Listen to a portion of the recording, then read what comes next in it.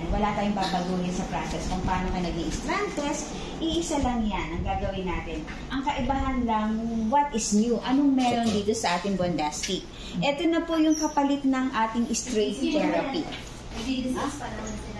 Ito na po yung kapalit ng ating straight therapy. So, yung straight therapy natin, maganda na before. Very natural look. Dati, meron tayong pre-treatment, may post-treatment. Ngayon, wala na. So, ini-incorporate na natin lahat sa process. Yan. So, we have here no ammonia products. So, wala tayong ammonia. At the same time, this is also a vegan formula. Plant-based po yung mga nilagay nating ingredients. And of course, no, meron na rin po siyang band ionic technology na naandito sa ating pan-reband at pan-digital. So, ano yung band ionic technology? Meron mga kayong Fiberplex, di ba? So, yung number one ng Fiberplex, naka-incorporate na po dito sa ating pang-reband and pang-digital. So, hindi na siya nakakatakot gamitin. During the pandemic days, no, nag-isip po ang Germany kung paano siya mas mapapadali yung process, no? At paano natin may satisfy yung client for care. Kasi normally nagiging frozen o napiprease yung ating mga services, especially with the keratin treatment, di ba? So yung keratin treatment natin, it coats the outermost layer of the hair, di ba? Kasi meron siyang formaldehyde, of course. So, ibig sabihin po, no, napiprease yung ating yung ating services. Kasi after na ma-keratin natin, usually hindi natin pwedeng kulayan, di ba, Mr. Juan? Kasi coated na po yung labas, so hindi papantay. So, dito po, no, you can do the coloring before reband or digital, or after the reband or after the digital, no, you can do the coloring at the same day, at the same services. So, wala nang limitation when it comes to premium services. Sa ganun services. So, minsan kasi after the reband or digital, sabihin, parang may whiter ako o gusto ko pang magpakulay. Yes, you can do it. Ano po yun? Yung keratin? After keratin, what? Kasi usually sa mga keratin with formaldehyde, di ba? Ino-offer natin yung keratin after color, after band, di ba? Kaya lang, minsan pag like halimbawa sa ibang services, galing siya sa ibang salon or one na nagpa-keratin, nagkakaroon ng problem minsan, hindi pumapantay ang kulay. Kasi usually it coats yung cuticle layer natin. Binabalot yan. So, ang tendency, hindi niya kaya masyado na o-open yung cuticle. So, ang tendency, may magda-light, may magda-dark, hindi ganun pantay ang kulay. Pag galing sa keratin. No. Yan, no? So, with our Bondastic, we have here 1, 2, 3 lang. Mabilis lang, no? 1, 2, 3 lang. Anong meron dito? So, we have here the COAS. Isa kabigyan ng tigisa. We have here the COAS. No? Yung COAS natin, this is a shampoo. A very mild shampoo, very mild cleansing. At the same time, nandito na yung pre-treatment. Naka-incorporate na po yung pinakang protection natin. At the same time, naka-cleanse na po yung hair natin. So, binababad po natin for 5 minutes. In any conditions of the hair, kailangang magdaan dito. So, basang mabuting buhok, and then shampoo natin ito, wala po itong bula. Baka hanapin natin yung bula. Magbubula lang siya ng konti pag nire-rinse mo na. Pero habang finifil nyo, nag-i-smooth yung surface ng buhok. So, pinoprotection na niya, lalo na sa mga colored hair, o highlighted hair, or bleach hair, na maganda pa rin yung condition. No? So, babad natin for 5 minutes. Then, after that, rinse thoroughly. So, yung number 2 natin, tatlong klaseng number 2. No? So, we have here the bounce. So, itong bounce natin, Mr. Mon, Mr. Miss G, eto po yung counterpart ni straight therapy number 0 or the glut number 0. So, we call it bounce. So, ibig sabihin po ng number 0 natin sa glut or straight therapy, siya yung very pore-resistant, virgin, curly hair. Diba? So, ang tawag po natin dito sa Bondastic is bounce. Yan. So, this is for virgin, curly, resistant, coarse or thick hair. We will use the bounce. So, color-coded naman yan. So, this is purple, no? And then, we have here the nature. Yung nature naman natin, ito yung counterpart ni number 1 is straight therapy at saka ni glut. So, si number 1, ng glut or straight therapy, ang tawag natin sa Bondastic is nature. No, nature. So, ibig sabihin, para saan naman siya? Para siya sa virgin hair with very fine textures of the hair. Para din siya sa colored hair but in good condition, no highlights, no bleach. So, siya si number 1. Now, we have here the soft. Yung soft po natin, with the word soft, alam natin kung saan siya gagamitin. For chemically treated hair. For colored hair with highlights. Or with bleach. Yung bleach na pwede pang mag-hold ng shape. No? May elasticity pa.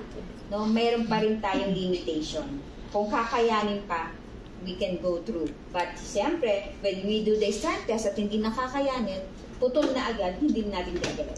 Diba?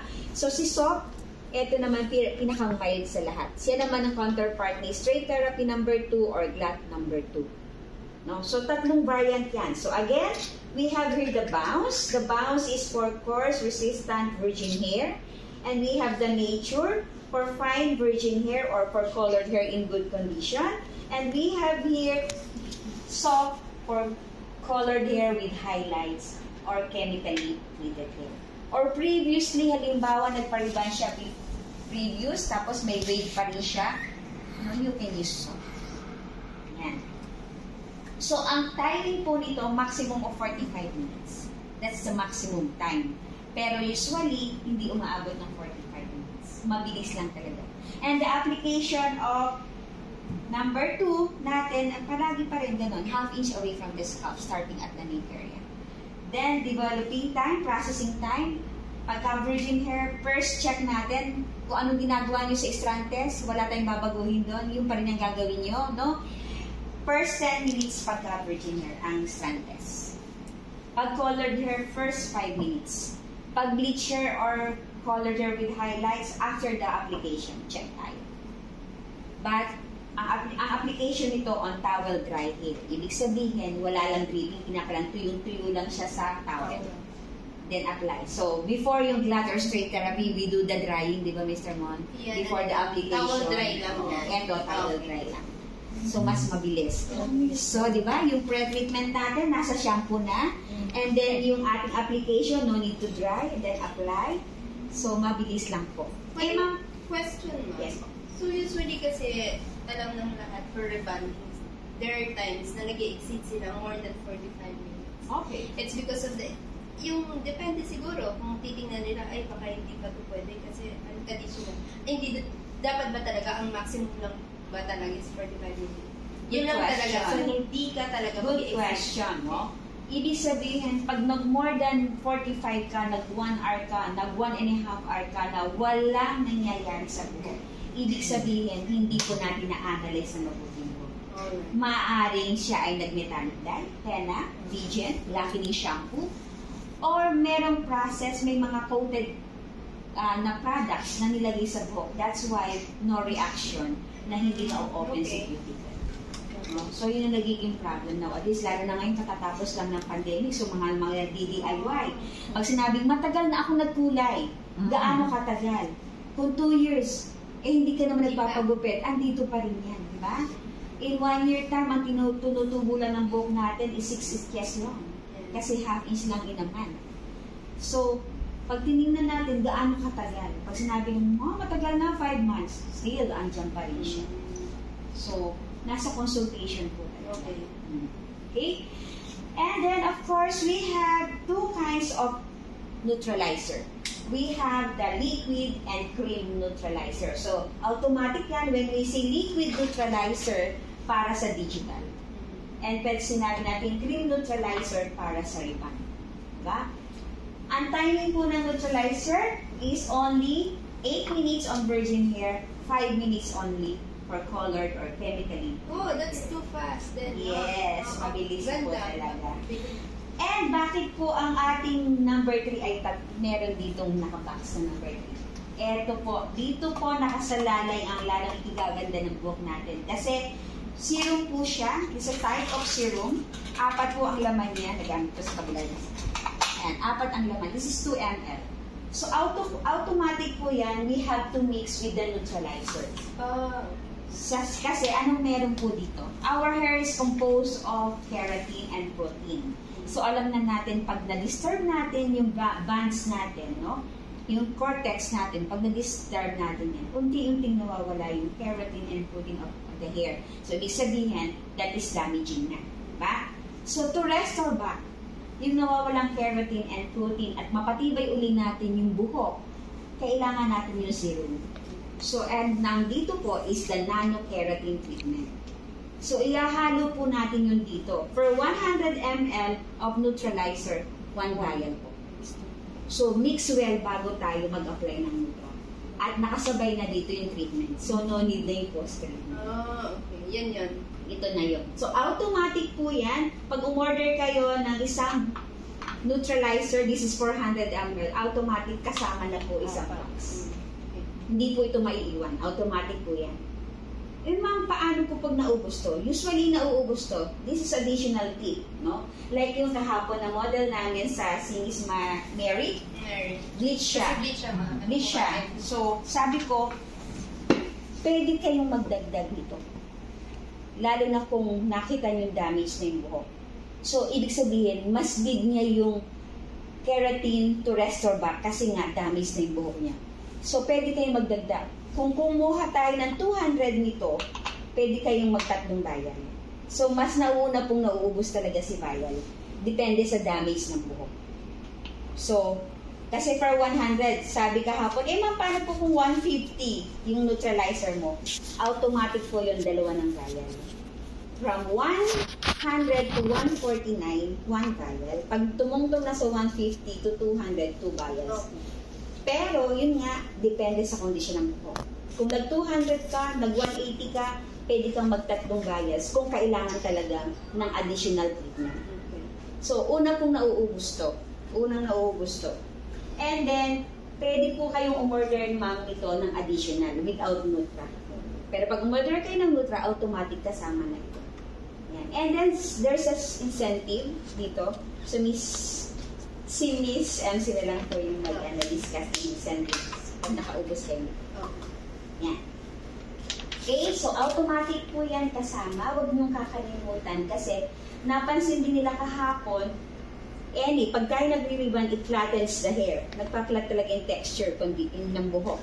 So, because of the nano-keratin, nire-restore back niya. So, bumibilog po ulit. That's why po, tumitibay yung structure ng buhok. So, this is very important. Huwag po niyong kakalimutan. And the application of Nutra always roots to ends pag rebond. And siyempre sa digital, meron po tayong binibigay na ganito. May measuring po naman yan, no? So, up to 100 ml, 1 vial, shake well bago tayo maglagay. So, liquid sa neutralizer ng digital. Okay? So, we have here also the styling product under OSIS. No? Ito po yung for sparkler, for shine, spray type ng shine. Ang aming pong OSIS is a new packaging. No? Ito po is also a vegan formula na. At may heat protect na rin po. So, pwede kayong mag-spray o maglagay ng serum before blow drying kasi may protection na sa heat or after. Anti-freeze for everyday use din po siya. May protection din sa UV rays. So, water-based lahat to, so you can rinse out thoroughly. Madaling mabanlaw. And we have here the serum type, the glow. Kung familiar kayo sa magic namin na OSIS before, ito na po yung chocolate. Oh, yun na. Yes. Glow po. And for, actually, all packaging dala ko nito, Bounty Bound po yung counterpart ni Curl Honey for digital. It's a cream type. So, nagsusway pa rin siya. Siyempre, kung gusto niya ng may hold na. Soft or hold type? Super hold type or soft? Soft lang siya. Kung gusto niyo talagang wet look or what, siyempre, go tayo sa mousse ng OSIS. Mayroon tayong mousse type. So, any question with the product bago ako mag-go through sa ating step-by-step procedure? Same din ba for DigiCarming yung number 3 bond na Yes, depends pa rin dun sa condition ng buhok. Pero kung normal naman, kung colored hair lang na hindi makailangan mas marami, 100 is to 1 vial. Always. Okay. Question po sa product? One question. Sa product, bago ako mag-go through sa step-by-step procedure. Yung stylist because sila. Okay lang. Simon, okay lang. So, yung number 1 na to, yan yung pinaka shampoo bago i-proceed sa rebonding. Coas po. Actually, pwede pong gawin ito. Pwede din po siyang gawing maintenance. Pwede kayo magbenta niyan. Kailan ganitong size na. So, bahala lang kayo ni Miss MC yung SRP price kung magkano. Kasi, pwede natin yung i-offer sa client for maintenance once a week or twice a week. Di ba may Fiberflex na siya? Yes po. Kung walang Kaibahan po. Hindi. Magkaiba Malaki siya. pong pagkakaiba. Malaki. Highlights yun. Okay. Highlights. For bleaching For yun, no? bleaching. For bleaching and coloring. Okay? So, for the procedures po naman, number 1, of course, we have to do the consultation.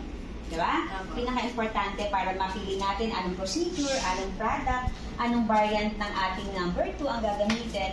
Doon magkakamaut yan pagdating sa ating consultation. So, we have 5 points to consider when it comes to consultation. So, number 1 is the textures of the hair. So, alam naman natin pare-pareho. We have the 3 textures, diba? So, we have fine, normal, or Coarse. coarse or thick. So, titingnan natin kung gaano kataba ang hibla ng buhok. That's number 1, the textures. Second is the shapes of the hair. Anong shape ng buhok? So, meron tayong straight, di ba? Meron tayong wavy, curly, frizzy, or kinky. So, we have to address din yung shape ng buhok. So, 1 is texture, second is shape, third is the conditions of the hair. So, what are the conditions of the hair? Ano yung condition ng buhok? Virgin hair. Virgin hair. That's normal. Diba? Ano pa? Bleach hair. Pag sinabi kong bleach, o pag sinabi natin color, pag sinabi natin highlights, That course, hindi ba? Damage hair. damage. Correct. So, we have normal or virgin. We have damage. So, when we say damage, chemically treated hair. Ibig sabihin, na-colora, na-reband, no, yun ang ginagawa niyo everyday dito. Nalagyan na ng chemical. Yes, nalagyan so, hindi natin sinasabi sa kahit na damage yung buhok mo. Pero, as a hairdressers, once nilagyan natin ng chemical, we consider is a damage. Okay? So, normal or damage. Number 3, ano pa? Chemically treated hair nga. Chemically treated is damage, sensitized or porous. Ang fine hair, damage din yun. Brittle, when you say brittle, na frizzy na yun, di ba? Damage na yun. Damage. Oo. Ano pa? 4 yun. Super fine. Texture po yun. Texture. So, kung meron tayong normal, may damage, meron tayong Abnormal. iba yata yung abnormal, no? So, yun, no, meron tayong dry hair. So, when we say dry hair, normally kasi that's our wordings, Mr. Mon, Mr. Kit. Pagka ginagawa natin, ma'am, dry na yung buhok mo. Pero, sa isip mo, that's damage. Diba? Pero, iba po ang pagkakaiba ng damage sa dry. When we say dry hair, dehydrated, uhaw, kulang sa moisture. Ibig sabihin, yung mga normally dry hair is yung mga unruly hair, yung mga kulot na malayo sa anit. Kasi yung ating sebum na nagsesegregate ng natural oil natin, no, hindi kayang i-distribute hanggang dulo kasi nakaangat sila sa anit. That's why nagiging dry. Normally, nakikita niyo mga dry hair dun sa mga naturally curly hair. Yung may mga wave hair. Yan, nagiging dry. Or sa mga lalaki naman na mahilig magpainit, naglalagay ng mga waxes, na oil-based product, it turns into dry. Kaya usually, yung mga moisture treatment natin, we offer it for after cutting, di ba? Kasi nga, pinang-restore back yung moisture. So, yun yung mga dry hair. Kung may dry, meron tayong oily hair. Yan.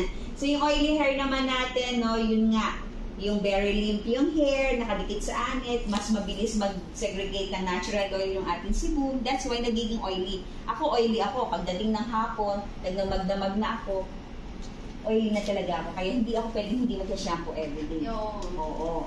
Kaya kailangan mag-shampoo ako everyday. Pero, yung oily na naglagay ng coconut oil, baby oil, na ano, hindi po yun. Iba yun. No? So, for conditions of the hair, we have normal or virgin, damaged, chemically treated, and for dry and oily hair. Yan. So, that's number 3. Number 4, yung mga chemical treatments na ginagawa natin sa buhok. So, ano yung mga chemical treatments na ginagawa sa buhok? Yes, we have to consider the keratin, coloring, highlights, bleach, curling, perming, yan, reband or straight. Pag nag-keratin po, be sure lang at least 4 months bago natin galawin. Para mas makita natin yung condition na, tunay na condition ng 4 months. at least 4 months po. Kasi usually, tinatago pa yan ng mga 2 to 3 months. Kasi lalo may mga sulfate-free shampoo na ginagamit. So, yun yung mga maintenance dun sa mga keratin. Yan. At least, That's the maximum. 4 months. Okay. At least 4 months bago galawin. So, tanungin natin, of course, pag natanong natin kung anong chemical treatments ang ginawa sa buhok, when, kailan siya huli nagpakulay, nagpa-keratin, nagpa-rebond, nagpa-digital.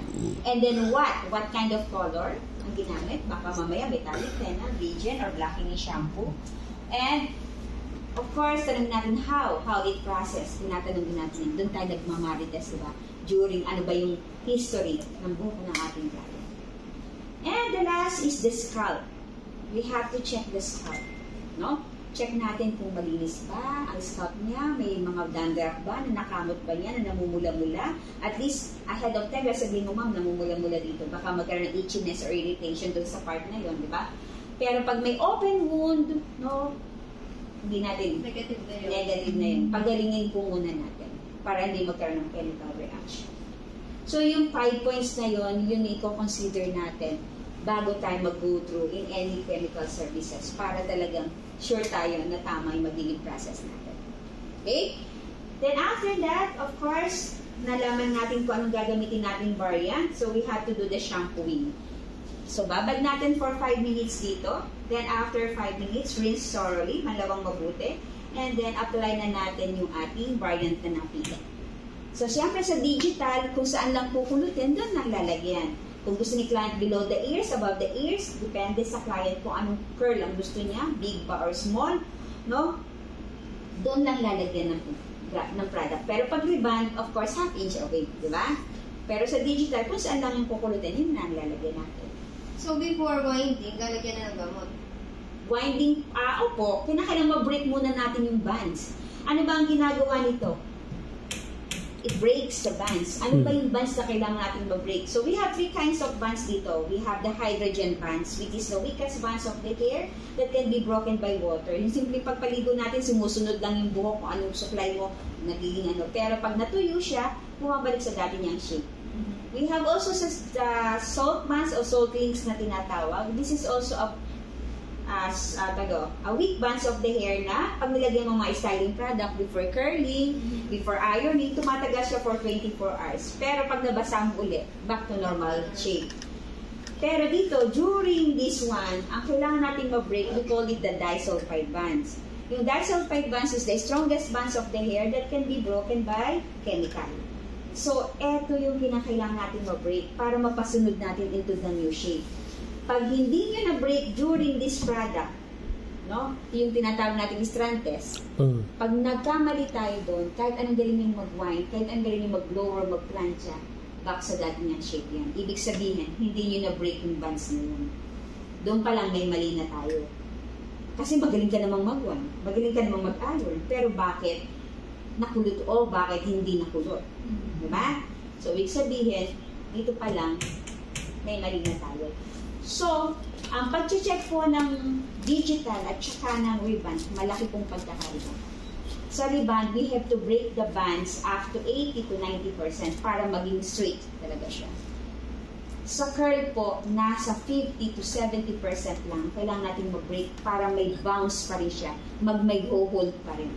Same with the traditional perm. Pagka kayo ay nag-over-process sa traditional perm, pag sinabi natin 20 minutes, umabot ka ng 1 hour, chinek mo pa rin, hindi pa rin nakukulot, ibig sabihin over-process na yun. Ibig sabihin, going to straight pa rin siya. Same with this. Kinakailangan may mag-hold pa rin ng shape, may bounce pa rin siya mag-hold para maging kulot siya. So that means, kahit mag-overextend ka dun sa time, like, let's say yun nga, yung tinanong ko kanina, pag nag-over-exceed ka sa time, wala pa rin mangyayari. It's because mali na, from the start, mali na yung process. So, wala pa rin, like, extend sa time or anything. Wala pa rin mangyayari. That will cause damage na lang. Yes po. Dryness na. Yes po. So, yun, no? So, mamaya papakita ko how to check both sa digital para malaman natin yung tamang proseso. No?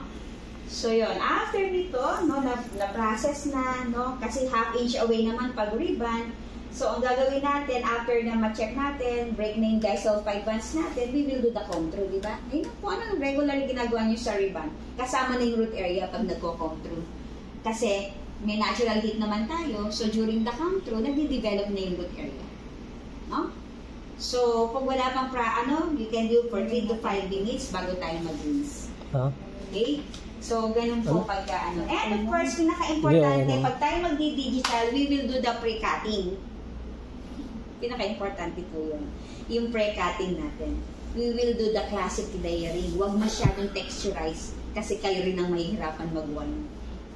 No?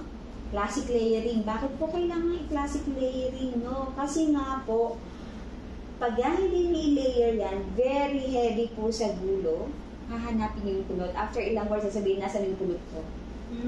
Walang sexiness. Walang makikita ka. Kasi pagka ni-layer mo, even po yung distribution ng curl. No? Kaya palagi pong pre-cut, layered. Pag sinabi ng, hindi after, pre-cut muna. Sasabihin ni client, ayokong mabawasan yung length ng hair ko. Ma'am, we will maintain the length. But still, we will do the layering. Ito pa rin yung haba, pero naka-layered lang po. Para dito, may hole dito ng shape. Diba? So, yung pinaka-importante. We have to explain doon sa client na kailangan may layering. Okay? So, after that, no, syempre nilagyan natin yung gamot, then check, strand test. Then, after strand test, we have to do rinsing. Rinse thoroughly. Then, after rinsing na po, sa ribbon, blow dry and then iron. Sa digital naman, blow dry lang natin yung root area and then wind natin yung kailangan natin i-wind. So, sa winding po, pinaka-importante, no, yung dulo, hindi natutupi. Ano ko naman sarili na kayo mag-wind. Kasi para yung split ends pag natutupi, di ba? And then, ang kaibahan lang, mga ilang rods lang ang magagamit natin. Pagka digital, pinakamarami na 15. Pero sa traditional, marami talaga. Di ba? Kasi maninipis yung section mo. Dito, hindi. Makakapal yung section mo. Kasi, you can give the bounce, curl, and big curls ang kailangan mong ma-produce dito. Kasi kung gusto mo maliliit, hindi mag-traditional ka na lang. Di ba?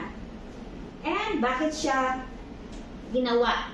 No? Nilabas yan. Kasi marami rin nagpapariban na gusto namang magpakulot. So, thermal heat to thermal heat. Kung sa thermal sa ribbon, nag-iron ka using the thermal heat of iron, hindi siya mabe-break ng traditional. Kinakailangan, pulutin mo naman siya through thermal heat din ng ating machine. Kasi pag traditional po siya, hindi pa rin siya mapupunod pag galing sa ribbon. Okay? So yun, after that, no, masalang natin sa machine, ma-iron natin. So, go through na tayo sa Nutra, pero kinakailang malamig. No? Yung machine natin, wala siyang cooling, no? So, pwede natin i-blower ng malamig para lumamig yung rods, no? Kasi hindi natin pwedeng lagyan ng Nutra ng mainit yung rods. Kinakailang blower natin ng malamig. So, yung aming machine kasi, na-automatic cooling system na yun. So, nag-blow na siya ng So, yun, no? So, after that, na malamig na, apply na tayo ng Nutra. So, liquid, dito namin ilalagay. May sukat naman siya. So, kung 100, 1 vial po ng serum. Take well before the application. Then, first round, hayaan yung sipsipin muna ng buhok. Then, para thoroughly, talaga nakapasok siya, we will do the second round. Kinakailangan may second round. Then, after the whole application, saka lang tayo magtatiming. Kung 5 minutes or 8 minutes. Depende kung sa condition ng buhok. Same with the Nutra po ng ribbon, liquid neutralizer, cream neutralizer. So, 100 ml plus 1 vials. Mix well sa bowl bago natin i-apply. Yung heat level ni Digifer, it depends. It depends po.